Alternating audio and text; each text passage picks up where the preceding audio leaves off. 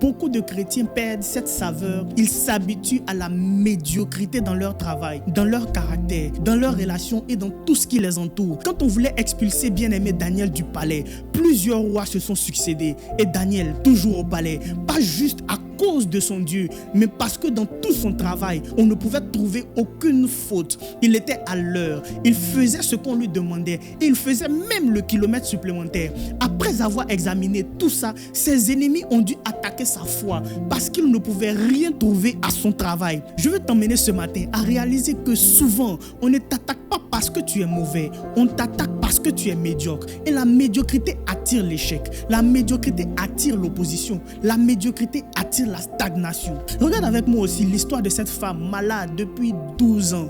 Elle a dépensé tout son argent chez les médecins, mais ce n'était pas en vain. Si elle avait été entre les mains de médecins médiocres, elle n'aurait pas perdu que son argent, elle aurait perdu aussi sa vie. Mais Dieu a permis qu'elle rencontre des gens excellents dans leur travail pour prolonger sa vie jusqu'au moment où elle pourrait rencontrer Jésus. Mais mon problème ce matin, c'est que qu'est-ce que les gens découvrent en toi avant de rencontrer Jésus?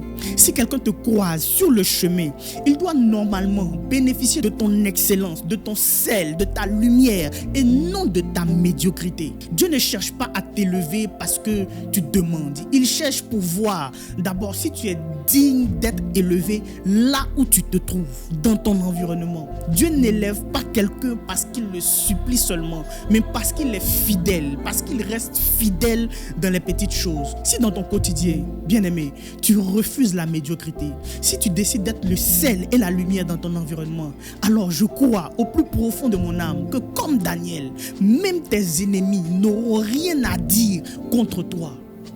Oh Saint-Esprit, j'ai tellement de choses à vous enseigner dans cette série, mais on va arrêter là pour aujourd'hui. Je veux vous inviter à rester connectés, à partager cette vidéo au moins à une personne, à rejoindre notre chaîne WhatsApp pour être justement averti quand la prochaine vidéo sera disponible. Et on se dit à très bientôt. Que Dieu vous bénisse.